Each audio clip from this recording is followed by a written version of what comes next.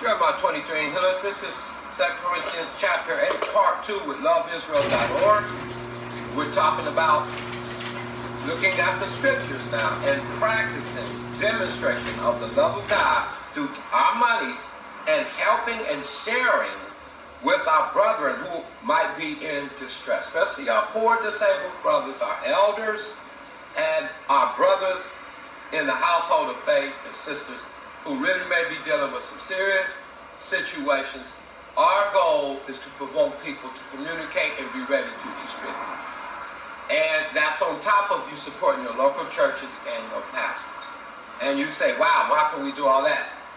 We got to do it if we want to perfect the love of God in us. We have to have a not be warm, be filled mentality towards our brother. Let me pray for you. How easy is that?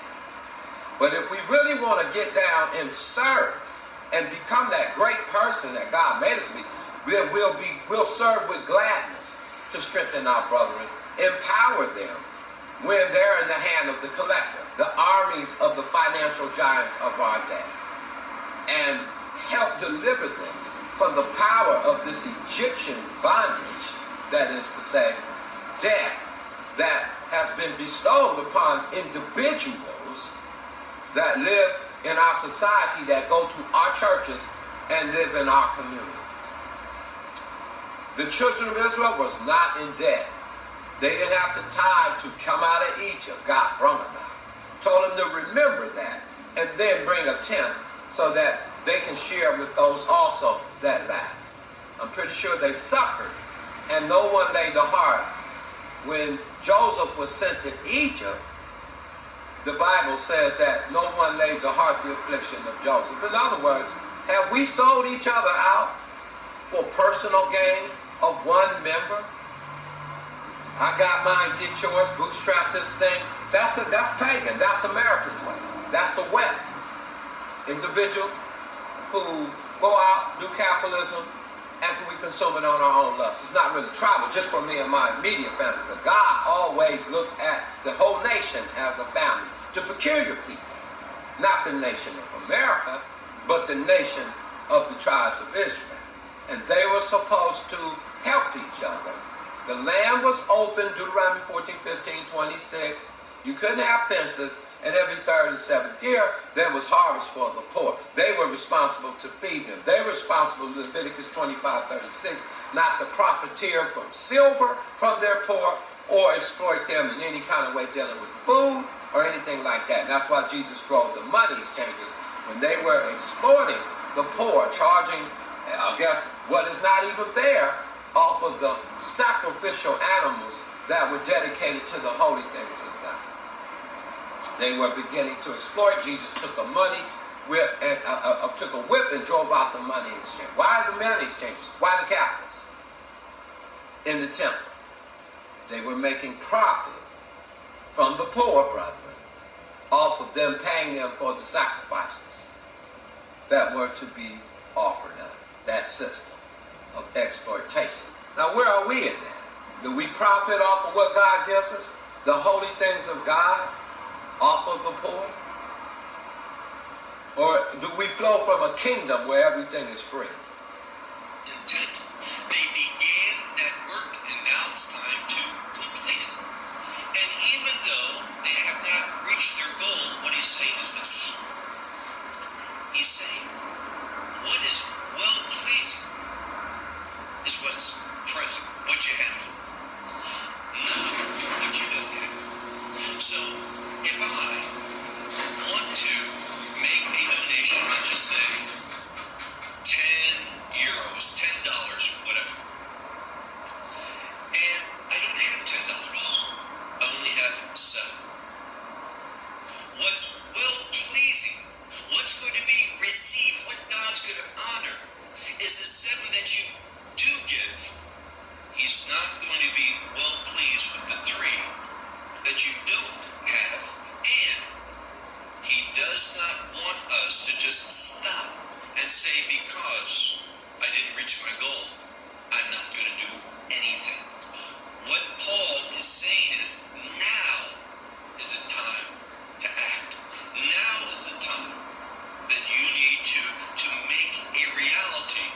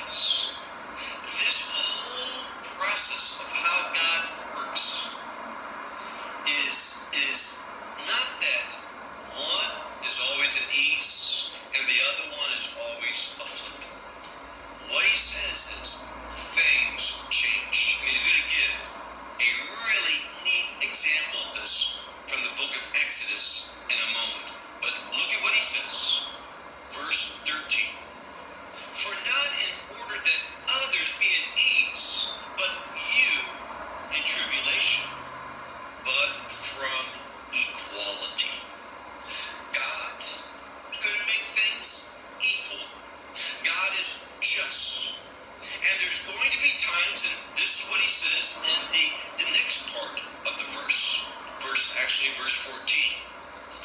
In this present season, and that's when you use some Bibles say in this present time, that's fine.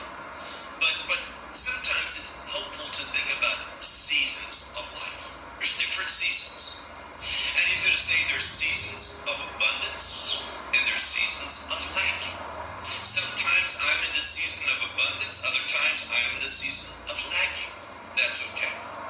Because through the administration of the grace of God in a person's life, there is going to bring about equality. What's this equality that is referred to? Well, keep reading. He says, verse 14, in this present season, you have this abundance for those that lack, in order also that those in abundance will be there for you in those times of lacking. So now God has arranged things that this congregation has abundance. They've demonstrated that in the collection. And he says it's not for you to always be the ones in suffering and tribulation and hardships and affliction, and you give in order that these over here are always at ease and peace and no problems and have enough and never no shortage. Of course not. There's seasons. When you have, you give. When you don't have, God will be faithful to bring others to supply your need. But if you're not faithful when you have an abundance, don't expect God to be faithful to those who are disobedient. If he blesses disobedience, he's not being faithful. What is he going to do with disobedience? He's going to punish. Why? To bring us to his perspective. So his justice brings about change. And it says here there's going to be equality. Notice what it says. In order that they should be for your lacking, thus there will be equality.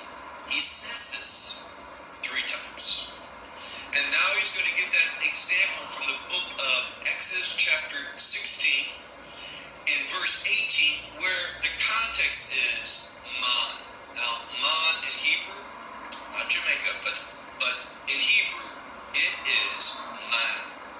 That heavenly bread that fell from the sky. And what he says is this. Here's the example. The one of much. So there might be one that goes out and he gathers a lot. But in the end, he didn't have excess. A lot. He could gather whatever he needed. But if he didn't consume it, he didn't have leftover, he didn't have excess. Why? Next day, maggots in that manna. And likewise, the one who didn't take a lot, only a little, he did not lack. So God, the context is, he says, go out and take what you need. And those who didn't do that but took an excessive amount, they didn't benefit from that. They didn't have leftover.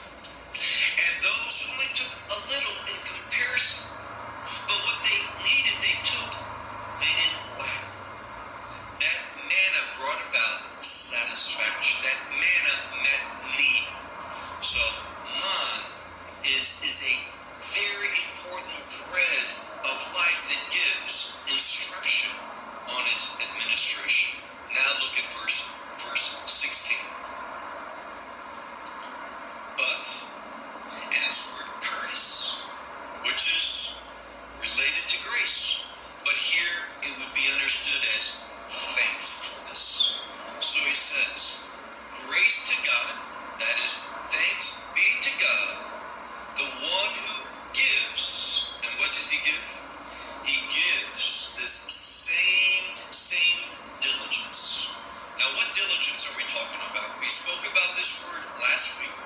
It can be the word for haste or urgency.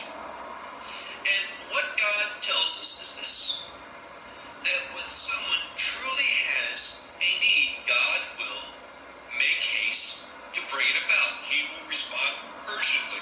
God's faithful. And therefore, if we are anointed with His Spirit, we're going to have this same character. Now, some Bibles talks about this as being earnest, and that's fine. But it's being earnest that produces one who is faithful, one who is diligent, one who is faithful, loyal to what he should be doing. So, again, God, we thank Him because He moves in the same way that He does. He moves others to behave in this same way. So we can translate it like most scriptures do. Thanks be to God, the one who gives this same diligence, this same earnest commitment in behalf of you. And this same earnest commitment, this diligence, God placed it where? In the heart of Titus. Now, Paul keeps coming back to Titus. Why? Because Titus was indeed a faithful, loyal, one who was a godly ambassador of the faith. And Paul appreciated him.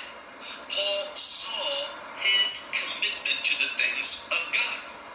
So he writes, God, He placed this same earnest desire, this diligent loyalty into the heart of Titus for you, for the Corinthians. Verse 17. Now we're going to talk about Titus for a moment. And it says that he received this exhortation, this encouragement. Now, there's a couple different ways that we can understand. It might be referring to the fact that Titus, he heard about these Corinthians, their commitment, their growth, what Paul was boasting and rejoicing about. And because of that, Titus said, here's a congregation. Here is a group of believers that if I invest in, if I am diligent to, there's going to be much fruit. So this is how many scholars see this. Notice more fruit. Titus wanted to invest in them to bear more fruit. Jesus said that the Father He purged. Every tree that doesn't bear fruit, you see, is cast aside. But if you're bearing fruit, such as preaching the gospel, you have a church building, a meeting, you're being fruitful. You don't think God's going to prune us to make us more fruitful? You don't think God is practical, that when we take our money and help each other, we would bear more fruit of the opposite of self-seeking, but serving and seeking another man's wealth, operating in the highest level of God's love, mercy? Did God, what did He tell him when He brought him out of Egypt?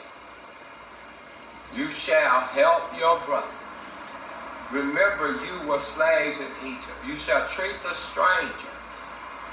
In the 7th and 3rd year, you'll meet their needs. Stuff like that. To remember that God brought you out. How much did He charge you? Did He exploit you in any kind of way? Did He manipulate you? No. He gave freely. And this is where we glorify God, when we give freely without any strings attached and help our brethren who could be lost their job or don't make enough money to pay rent. You gotta communicate. You have to be diligent and faithful to the brotherly covenant to make sure I got your back. Or you won't match your culture. And that just simply means you will be limited in your effectiveness and your eternal rewards, more than likely, because we're going to give an account for every dime that came in those buckets. Here we go.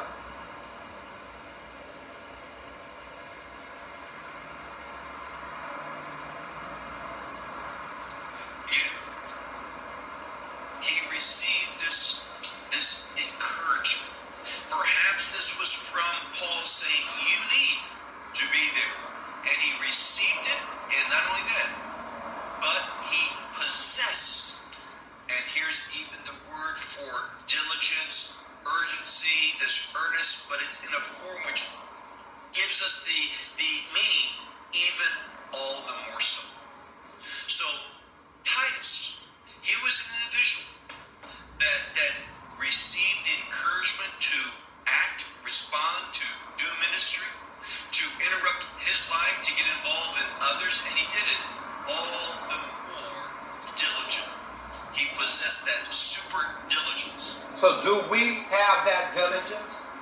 Do we display diligence in our congregations when we meet on Sundays? Do we have a diligence like Titus had diligence and Paul had diligence, an earnest desire and diligence to help one of our brethren? Do we go around asking, brother, how's everything all right, and really mean it? Sister, how's everything? Or are we quick to be diligent to lay our hands on them and pray for them, stand with them, trust that their individual tithing will bring them out when God has put the power in our hand and the stewardship to empower and strengthen our brother according to the scriptures? Joshua 1 is a good one. They had to share and help when it came to physical conquest of dealing with material things like land. Same principle, it's a universal principle. It's just giving, helping, and sharing. If most of your people are in debt to banks, and that's the best tithing could done, well, maybe we should step it up a little bit, use tithes and offerings, but use something to sustain the church buildings and ministries, but at the same time not leave the other undone and neglect the ministering, even in the New Testament, of least widows, our elders, are disabled, people that are on SSI. Of course they can strengthen themselves. They shouldn't be dependent on the government. What you think this is? This is God's government. There was no state, no welfare, no Walmart to shop in. These people were responsible to take care and see to it that their brethren necessities was met, all things being equal. And when they got away from it, they went into judgment and became self-seeking, self-gratifying.